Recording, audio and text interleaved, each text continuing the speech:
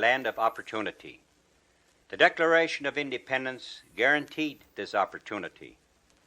Immigrants came by the thousands and brought with them their own talents, their traditions, their folklore, and their customs. What these immigrants brought to America is the treasured heritage which became the foundation upon which our great country is built. Goethe once said, "Happy the man who fondly thinks of his forebears, who likes to tell the willing listener the tale of their achievements and greatness, and is glad to see himself a link in the beautiful chain." The Declaration of Independence was adopted in 1776, but already 13 years before then, another group of people in Germany who were living under a tyrannical government were seeking freedom for themselves and their families. In 1763, Catherine the Great of Russia, herself a German, invited foreign colonists to come to her land in order to improve and work the fertile land along the Volga River. Catherine made many promises to these people, including the exemption from military duty forever.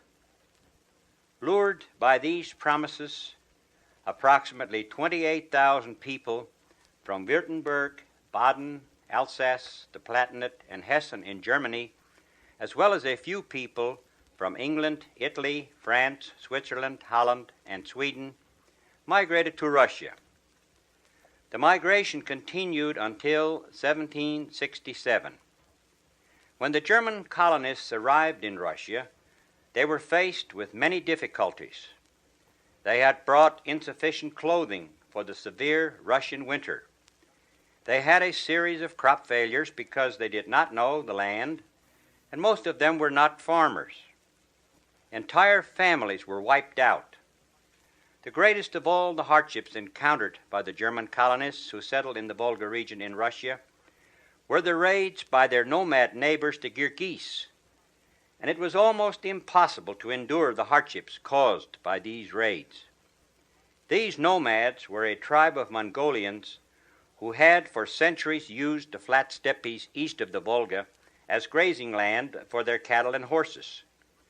They began attacking the newly established villages, and 4 of them were so badly destroyed that they were never again rebuilt. These nomads looted and killed many of the inhabitants and carried approximately 1,000 people off as prisoners. One of those taken prisoner was Heinrich Linnenberger, who later escaped and was able to relate his terrible experience. Heinrich has many descendants living in Ellis County today. Because of the sad conditions that the first German settlers on the Volga 200 years ago had to contend with, many wanted to return to Germany, but were unable to do so. It now was a matter of survival. Houses were built, the sod was broken, crops were planted. After a number of crop failures, the land finally began to produce for them. Many died from disease and hunger. The young survived and soon began to conquer this wild frontier. It took almost 15 years before they reached a period of prosperity. Eventually, 104 villages were established on both sides of the mighty Volga. The Germans in Russia retained their German language. There were no intermarriages. Their entire culture developed from within. They retained their German customs and their folklore. When schools were established, the language was German. The folk music was German. The entire family structure remained German. As time went on, they adopted a few Russian words, such as ambar for granary, kaftan for coat, kalunch for swing. Some French words crept into the native dialects, such as boudel for bottle, courage for courage, and other words.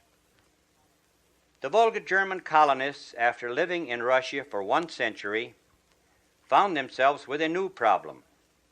When the Russian government enacted a series of new laws, the colonists became alarmed.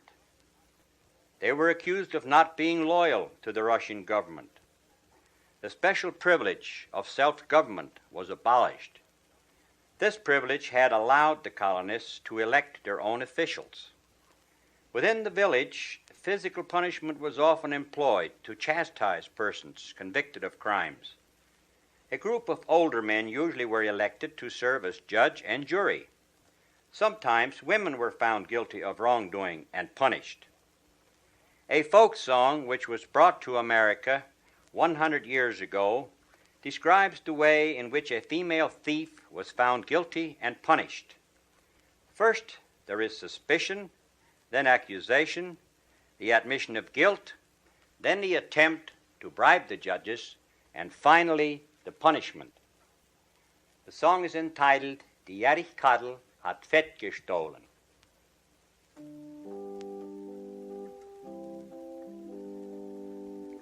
Die Jährigkadel, die hat Fett gestohlen bei den Friedrichshof. Sie lassen sich auch gleich Männer geben und suchen nach ihrem Fett. Sie lassen sich auch gleich Männer geben und suchen nach ihrem Fett. Und als sie bei der Jährigkadel kamen, da tut sie ein heller Piff. Ihr kommt daher und sucht bei mir, ihr meint, ich wär ein Dieb.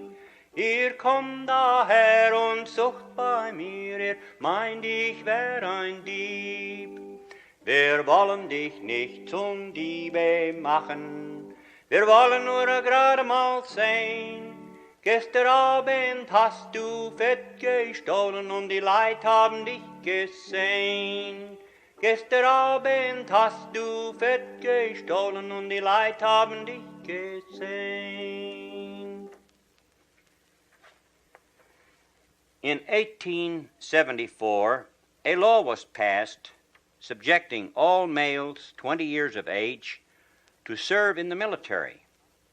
This brought the colonists in arms, as they realized that the promise made by Catherine a little over 100 years earlier was now broken. For the colonists, the promise of freedom from military service for themselves and their sons for all time was the most attractive feature of the manifesto made by Catherine. When the 7-Year War had ended in Germany in 1763 and they migrated to Russia, they felt that never again would their sons have to become cannon fodder for the wealthy rulers. The new military law caused grave concern because they knew that the soldier's lot in Russia was traditionally a fearsome one. He had to serve for 5 or 6 years under a cruel discipline, far from home and family, and oftentimes his family did not see him again. Their feelings about this new turn of events is expressed so beautifully in the song, Hier können wir ja nicht mehr leben.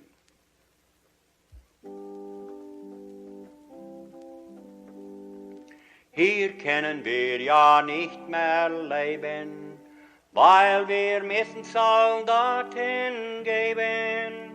Ja, als Ratnik müssen wir stehen, drum wollen wir aus Russland gehen. Ja, als Ratnik müssen wir stehen, drum wollen wir aus Russland gehen. By a historical coincidence, at the same time that the privileges were taken from the Volga colonists in Russia, North and South America were attempting to attract settlers by offering special inducements to come to their lands. The Homestead Act was passed in 1862, and it offered 160 acres of free land to any immigrant who showed a willingness to become an American citizen. In the 1860s and 1870s, American railway companies who had been given land by the government amounting to millions of acres sent representatives to Europe to try to induce agricultural people to come and settle in these areas. In the spring of 1874, about 3,000 Catholic colonists gathered in Herzog on the Wiesenseite, the valley side of the Volga, and a similar meeting took place in Balzer on the Bergseite, the mountainside. 14 scouts were chosen to go to the United States, 8 of them being Protestant and 6 Catholic. The entire group sailed on July 1st, 1874, on the SS Schiller from Hamburg, Germany. They came as far west as Sutton, Nebraska, some going to Kansas and Arkansas also. Toward the end of December 1874, 2 other explorers came. They returned to Russia and reported favorably. The first draft of soldiers in the Volga colonies in Russia took place November 24, 1874, when 4 were drafted in Herzog. On December 11th, 21 were drafted in Katharinenstadt. This action further encouraged the desire to move on to America. A large group under the leadership of Nikolaus Shamney, one of the scouts of 1874, took passage in the steamship the Ohio of the North German Lloyd on November 2, 1875, and after 21 days arrived in Baltimore November 23, 1875. Through the influence of C.B. Schmidt, an agent of the Santa Fe, and A. Radelheimer, an agent for the Kansas Pacific, this group came to Topeka, Kansas, arriving on the 28th day of November, 1875. Some of the people stayed in an old vacated hotel at the site where the Santa Fe shops are located in Topeka, while others rented homes and began looking for work. After the leaders traveled to Great Bend and Larned, and later to Hayes in Ellis County, they chose to come to Ellis County. In the 1870s, the government of South America made attempts to influence Europeans to come to that land and settle the uninhabited regions. 2 families from Rotamel on the Bergseite decided to migrate to Brazil and seek their fortunes. Apparently, the report from these 2 families must have been favorable, because many more colonists from the Volga chose to go to Brazil instead of North America. In the mid-1800s, when the Volga German colonists came to America, both North and South, much confusion existed at the ports. Historians tell us that some of the ships which were headed for Brazil went to Argentina. Because the ship's owners were paid by that government, it was so unusual that this event happened. Likewise, we hear in an Ellis County Volga German song about a group who thought they were sailing to Brazil, but found they had been deceived. The ship was heading north toward North America. They were terribly upset when they discovered this deceit, and became concerned where to go when they landed in North America. This song has been sung here in Ellis County for the past 100 years. Die Reis, die war erzogen, ein manches war gelogen. Wir schieben nach Norden hin, das war ja nicht im Sinn. Brasilia war erwählet, da kamen wir nicht hin. Wir schieben nach Norden hin, das war ja nicht im Sinn. Brasilia war erwählet, da kamen wir nicht hin. Nach Amerika sind wir gekommen. Sie sagen, das sind ja die Frommen. Jetzt steigen wir herunter und stellen uns dahin. Sprach einer zu dem anderen, ach Freunde, jetzt wohin? Jetzt steigen wir herunter und stellen uns dahin. Sprach einer zu dem anderen, ach Freunde, jetzt wohin? It has been said that if you know the songs of an ethnic group, you know their history. This is very true of the Volga Germans. Some of the songs were written in Russia to record an important event or happening. Others were written in the United States, South America, and Canada. Many of the songs relating to events and places of long ago acquainted the youth with the history and geography of our people. Since songs were mainly composed in correct German, they, with the German sermons preached in the churches, served as a means of preserving the purity of the German language. Practically all the various colonists spoke a dialect of their own. The songs were also morale builders. They spoke of reward for virtue and punishment for evil. They spoke of faithfulness and loyalty to God, to their fellow men and country. Certainly these songs added a great deal to the strong and abiding faith which was characteristic of all Germans from Russia. They were a binding force of unity, a strong means of preserving their great culture. No wonder, then, that great efforts are being made today, 200 years after our forefathers migrated to Russia, to preserve our songs wherever we find our people. Even today we find enthusiastic groups who enjoy singing these ancient songs. Old traditions will never die.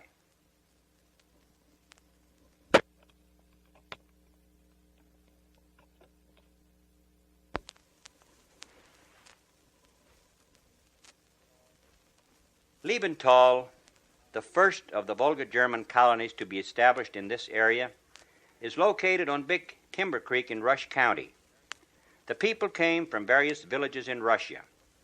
They arrived in Hays City on February 21st, 1876, and moved to the present site in Rush County. The first Volga German families to settle in Ellis County came to Hays City on March 1st, 1876. They were the founders of Catherine.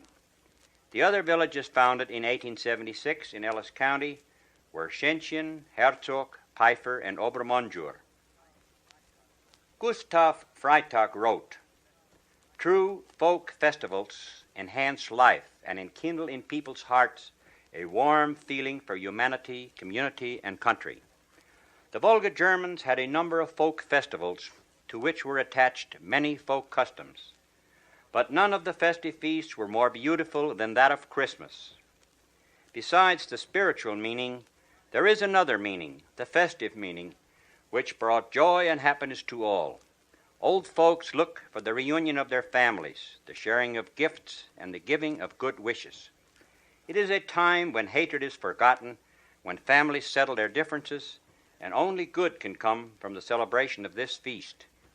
It was customary here in the early days among the Volga Germans for the entire family to meet at the home of the parents.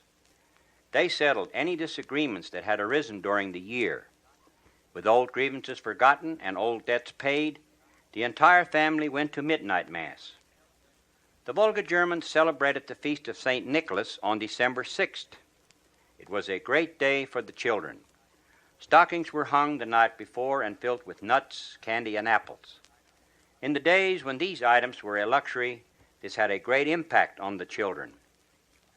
I know of an instance where a girl received an orange in her stocking, and she was so elated that she put it in her trunk and saved it for several weeks before eating it.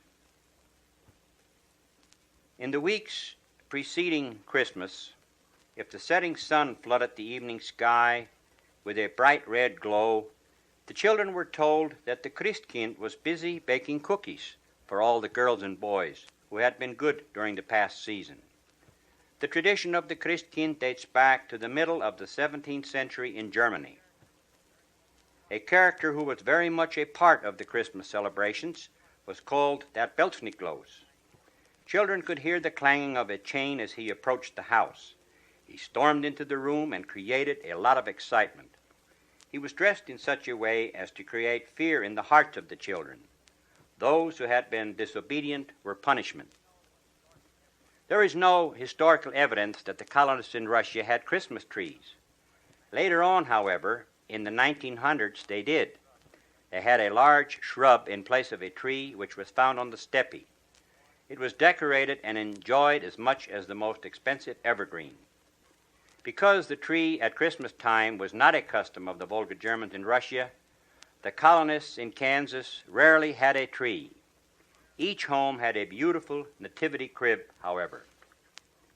The custom of wishing folks a Happy New Year in German is still practiced today in Ellis County. Ich wünsche euch ein glückseliges neues Jahr, langes Leben, Gesundheit, Friede und Einigkeit, nach eurem Tod die ewige Glückseligkeit. I wish you a Happy New Year, long life, health, peace and harmony in this life, and eternal joy after death. The answer is, das wünschen wir euch auch. We wish you the same. If you missed a relative or friend, they were offended. In the early days here, when the young men called on young women, they carried shotguns which they fired before the entrance to the home. The roar of the guns alerted the young girls and caused their hearts to beat more rapidly. If the young man was favored, the girl met him with a red ribbon in her hand, signifying love, and slipped it through the buttonhole on the lapel of his coat. If the young man was one whom the girl favored as a friend, she gave him any color but pink or red. If it was one whose friendship she didn't appreciate, she gave him the pink ribbon. This gave the young man the opportunity to find out how he rated with the girl. One of the most interesting and unusual social customs of the Volga Germans in Ellis County is that of courtship and marriage. Today, many changes have taken place regarding the marriage customs, but one needs to go back only 25 years to see what the old wedding customs were like. To begin with, boys and girls of teenage were very restricted in their social contacts. When they did meet, it was generally an informal meeting. They became acquainted at church picnics, other weddings, and family gatherings. Seldom were the young people alone, and usually Mama had a watchful eye on the daughter at all times. The young people did not have dates as they do today, and usually both the boy and girl came to the social gatherings with their parents and returned home again in the family group. When a boy became interested in a girl and wished to marry her, he contacted two elderly men to act as matrimonial agents for him. They were called Freiersmänner. The young man and the agents went to the girl's home. One of the agents was usually the boy's godfather. The agents informed the parents of their intentions, and after much discussion and a few drinks, the daughter was called into the room and asked if she was willing to marry the prospective husband. Usually, the daughter abided by the parents' decision. The Volga Germans frowned on marriages between individuals of different towns, even though they were of the same ethnic and religious background. If this happened, it was considered a mixed marriage. The period of engagement was not too long. The wedding was generally on Monday or Tuesday, not on Saturday, as is the custom today. The Volga German groom and his mother selected and paid for the bride's clothes. There was a morning dress made of silk or some other material. Blue was frequently chosen. The afternoon dress was made of cotton, while the evening dress was usually a white print.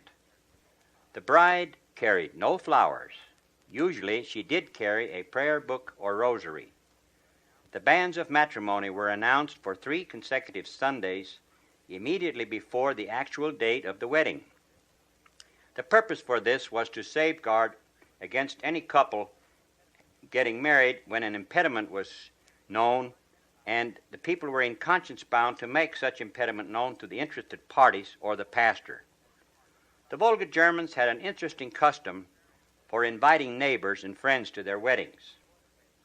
A week before the wedding, 2 men were appointed to make the invitations. They carried a cane and a number of ribbons. When they arrived at the home, they recited a verse as follows: "We do not come on horse astride, but lusty-footed side by side, to speak to you for groom and bride, and beg of you without delay, be with us on our wedding day.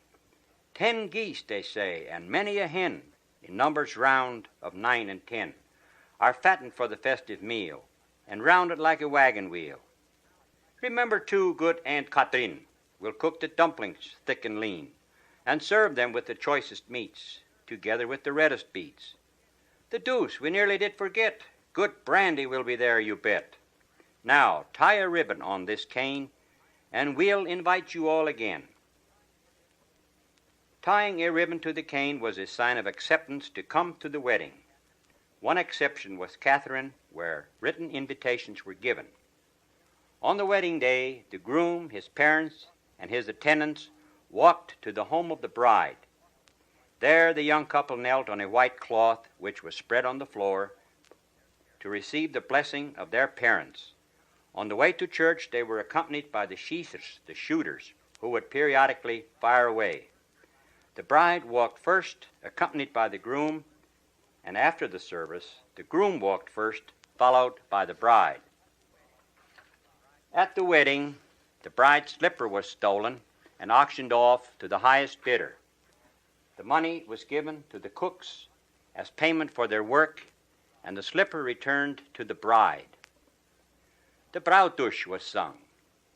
It is a toast to the bride and groom, and is perhaps the queen of all the Volga German folk songs.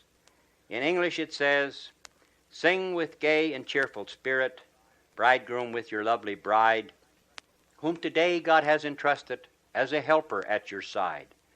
May in all your fears and troubles she your consolation be, and with you share all the burdens, from all sorrow you'll be free." Sing mit freilichem Gemüte, freu dich an mit deiner Braut, die dir heute Gottes Güte zur Gehilfe anvertraut, dass sie dich in Angst und Plagen trösten soll in dieser Welt und die Bürde mit dir tragen, welche dir beschwerlich fällt. Now the dance began. The Brautdraai was played as the couple marched around the room, and the guests pinned gifts of money on the bride's dress. The orchestra usually consisted of a dulcimer, a fiddle, a cello, and an accordion. The musicians were paid by the guests who placed money into the dulcimer or by dropping coins into a plate. The Rumschenker, the man who passed around the drinks, had a bottle which contained a drink made from rye and was called Gwast. The Hochzeit is a fast dance which the Volga Germans enjoy to this day. It has been described as an exaggerated hop waltz. And listen to this.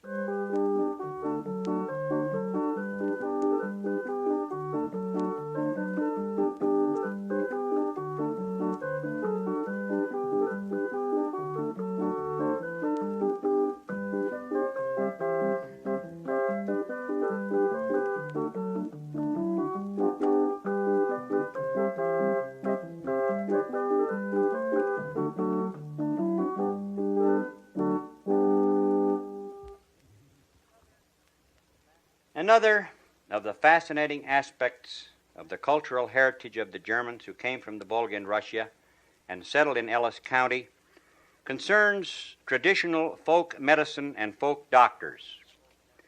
Some of these folk remedies seem rather absurd today, but when one considers that there were few or no doctors available, it is easy to understand why people were willing to try almost anything to obtain relief.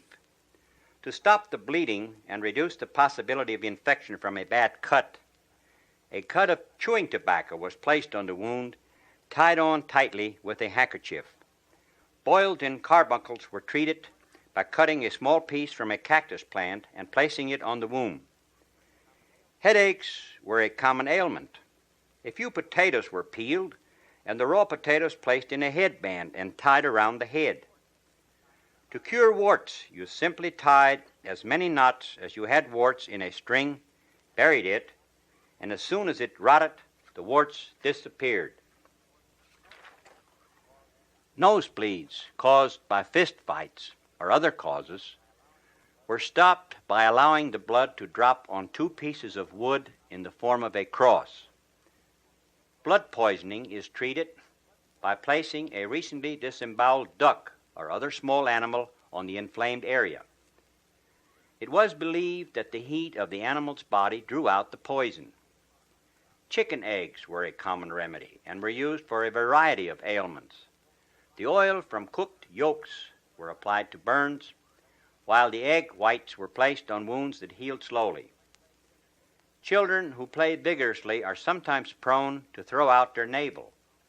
When this happens, nausea and vomiting usually occur. Someone in the household quickly had the child lie on his back, and a piece of bread or a small coin is placed on the child's navel. A small candle is then stuck into the bread or placed on the coin, and the candle is then lighted. While the candle burns, an empty glass is placed over the candle to draw the stomach muscles into the glass. When the flame goes out, the glass falls off, and it is then believed that the navel has been sucked into place again. This practice is still popular in Ellis County, as well as many other regions of the United States today where Germans from Russia live. The most important person in the superstitious world of the Volga Germans was the Braucher. He was a medicine man who professed to cure the sickness and counteract the influence of the witches. Sometimes he had a little medical knowledge, and because of the shortage of doctors, he was very popular in the villages. It was not believed that the Braucher violated any of God's laws. He called on numerous biblical characters in a religious prayer while holding his hands over the sick person. After saying the prayer, the sick were told to go home and they would soon be well. The Volga Germans made their own homemade soap. Lye was freely used in the process.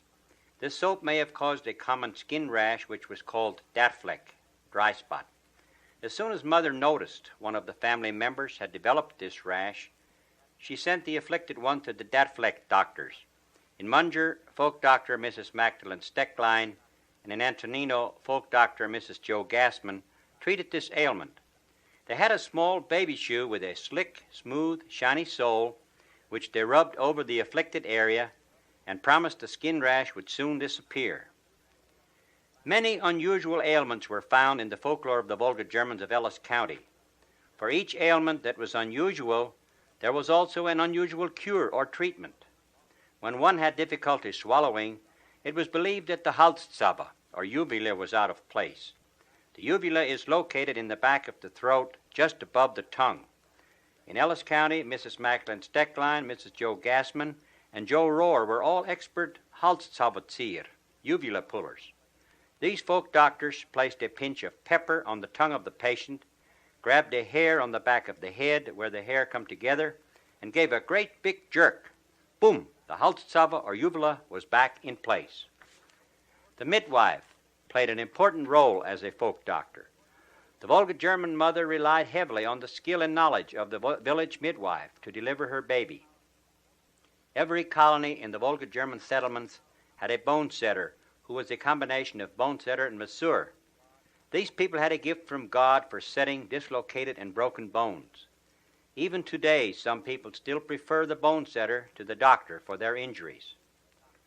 In studying the folklore and culture of the Volga German people in Ellis County, Kansas, nicknames or bynames played a very important part in their lives. Children were named after a saint and were taught to model themselves after their patron. That fact, and that the names of saints were limited, resulted in many duplicate first names within the villages. For example, in Herzog at one time, there were 5 Anton Dreilings, 9 John Dreilings, and 7 Frank Dreilings living in the community. They had to use nicknames to distinguish between the various men. Nicknames oftentimes were descriptive. In Victoria we find Der Chorna, the clipped one. He was the only man in town who had his hair cut short. In Pfeiffer, a man was called Der Chosna, The man who was shot, he had been shot in an accident. These are just a few of the many beautiful customs which are disappearing today. However, the past 100 years of Ellis County history has been enriched by the Volga Germans who came here looking for a new home in this great land of opportunity and to obtain that freedom which they did not have in the land of the Tsar. The people who came from the great Volga River region in Russia and settled on the plains of western Kansas were indeed poor by economic standards, but they were rich in their faith, which was the prime sustaining force at the time when all seemed to fail them.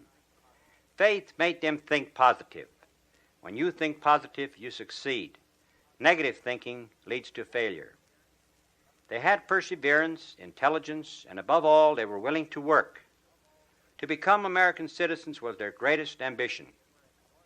Because they were a minority group, the Volga Germans were not very high up on the social ladder in the early days here.